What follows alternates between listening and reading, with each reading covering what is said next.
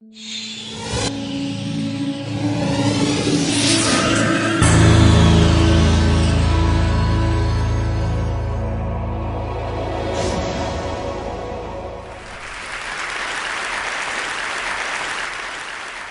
is the story of this pen? This is breaking the glass ceiling. Oh, that was well chosen, Right. I would say, for This is what I spend when I get up in the morning, is trying to figure out what's going to happen, you know. And none of this pin stuff would have happened if it hadn't been for Saddam Hussein. I'll tell you what happened. I went to the United Nations as ambassador, and it was after the Gulf War, and I was an instructed ambassador, and the ceasefire had been translated into a series of sanctions resolutions, and my instructions were to say perfectly terrible things about Saddam Hussein constantly, which he deserved. He had invaded another country. And so all of a sudden a poem appeared in the papers in Baghdad comparing me to many things, but among them an unparalleled serpent. And so I happened to have a snake pin, so I wore it when we talked about Iraq. And when I went out to meet the press, they zeroed in and said, "Why are you wearing that snake pin?" I said, "Because Saddam Hussein compared me to an unparalleled serpent."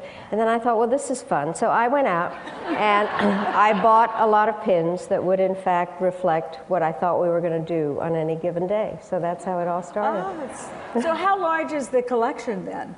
Pretty big.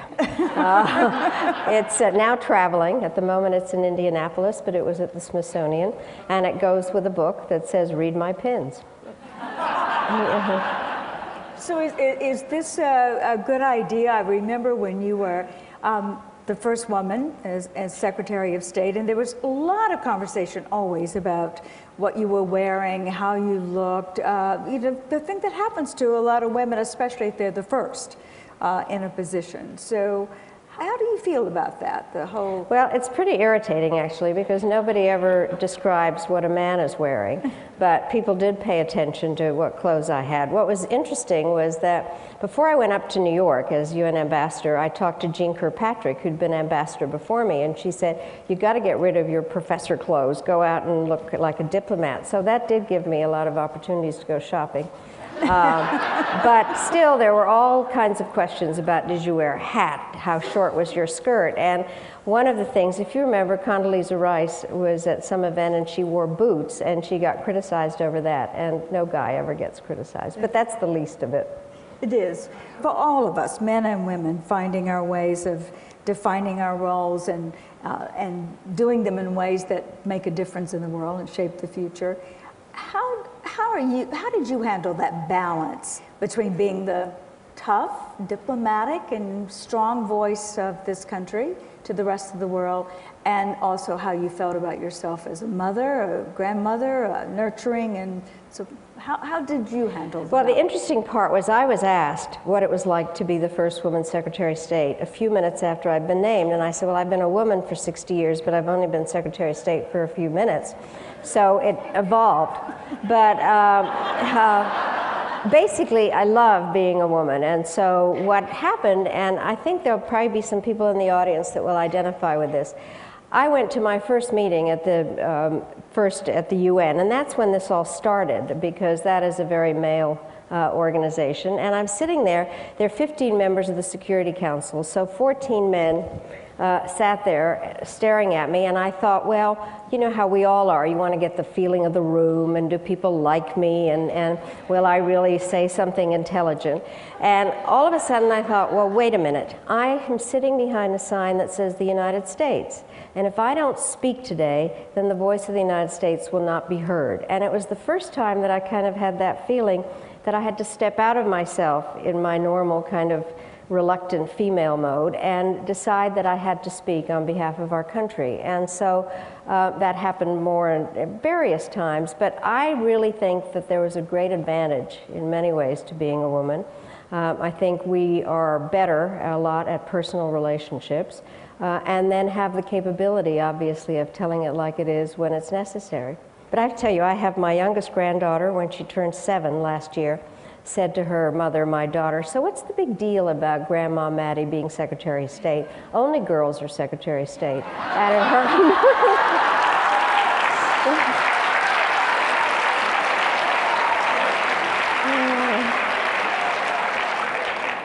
her Because in her lifetime, that would be so.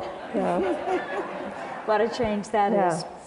As you travel now all over the world, which you do frequently, how do you assess this global narrative around the story of women and girls? Where are we? I think we're slowly changing, but obviously there are whole pockets in countries where nothing is different. And therefore means that we have to remember that while many of us have had huge opportunities, and Pat, you have been a real leader in your field, is that there are a lot of women that are not capable of worrying and taking care of themselves and understanding that women had to help other women. And so what I have felt, and I have looked at this from a national security issue. When I was Secretary of State, I decided that women's issues had to be central to American foreign policy. Not just because I'm a feminist, but because I believe that societies are better off when women are politically and economically empowered.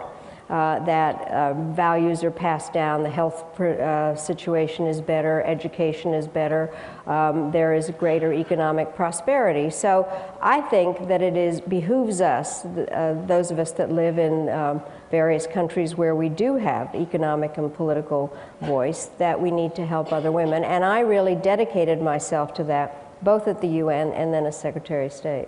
And did you get pushback from making that a central tenet of a foreign policy? From some people. I think that they thought that it was kind of a soft issue. The bottom line that I decided was actually women's issues are the hardest issues because they are the ones that have to do with life and death in so many aspects, and because, as I said, it is really central to the way that we think about things. Now, for instance, some of the wars that took place when I was in office, a lot of them, the women were the main victims of them. For instance, when I started, there were wars in the Balkans. The women in Bosnia were being raped. We then managed to set up a war crimes tribunal to deal specifically with those kinds of issues. And by the way, one of the things that I did at that stage was I had just arrived at the UN, and when I was there were 183 countries in the UN. Now there are 192, but it was one of the first times that I didn't have to cook lunch myself. So I said to my assistant, invite the other women permanent representatives. And I thought when I'd get to my apartment that there'd be a lot of women there. I get there and there's 6 other women out of 183. So the countries that had women representatives were Canada, Kazakhstan, Philippines, Trinidad, Tobago, Jamaica, Liechtenstein, and me.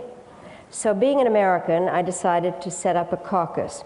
And so we set it up, and we called ourselves the G7. And Girls 7. And we lobbied on behalf of women's issues. So we managed to get 2 women judges on this war crimes tribunal.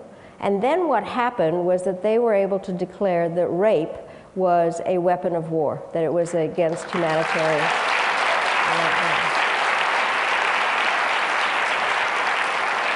So when you look around the world and you see that in many cases, certainly in the Western world, women are evolving into more leadership positions, and even in other places, some barriers are being brought down.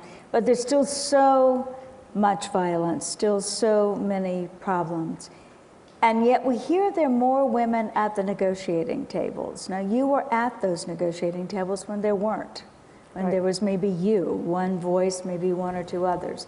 Do you believe, and can you tell us why, there is going to be a significant shift in things like violence and peace and conflict and resolution on a sustainable basis? Well, I do think when there are more women that the tone of the conversation changes, and also the goals of the conversation change. But it doesn't mean that the whole world would be a lot better if it were totally run by women. If you think that, you've forgotten high school. So the bottom line is that I think that there is a way, when there are more women at the table, that there's an attempt to develop some understanding. So for instance, what I did when I went to Burundi, we got Tutsis and Hutu women together to talk about some of the problems that had taken place in Rwanda. And so I think the capability of women to put themselves, I think we're better about putting ourselves into the other guy's shoes and having more empathy. I think it helps in terms of the support if there are other women in the room. When I was Secretary of State, there were only 13 other women foreign ministers. And so it was nice when one of them would show up. For instance, she is now the president of Finland, but Tarja Halonen was the foreign minister of Finland and at a certain stage head of the European Union. And it was really terrific because one of the things I think you'll understand, we went to a meeting and the men in my delegation, when I would say, well, I feel we should do something about this, and they'd say, what do you mean feel? And so then Tarja was sitting across the table from me, and all of a sudden, and we were talking about arms control, and she said, well, I feel we should do this. And, you know, my male colleagues kind of got it all of a sudden. But I think it really does help to have a critical mass of women in a series of foreign policy positions. The other thing that I think is really important, a lot of national security policy isn't just about foreign policy, but it's about budgets and military budgets and how the debts of countries work out. So if you have women in a variety of foreign policy posts, they can support each other when there are budget decisions being made in their own countries. So how do we get you know, this balance we're looking for then in the world? More women's voices at the table, more men who believe that the balance is best. Well, I think one of the things, I'm chairman of the board of an organization called the National Democratic Institute that works to support women candidates. I think that we need to help in other countries to train women to be in political office, to figure out how they can in fact develop political voices. I think we also need to be supportive when businesses are being created and just make sure that women help each other. Now, I have a saying that I feel very strongly about because I am of a certain age where when I started in my career, believe it or not, there were other women who criticized me. Why aren't you in the carpool line? Or aren't your children suffering because you're not there all the time? And I think we have a tendency to make each other feel guilty. In fact, I think guilt is every woman's middle name. And so I think what needs to happen is we need to help each other. And my motto is that there's a special place in hell for women who don't help each other.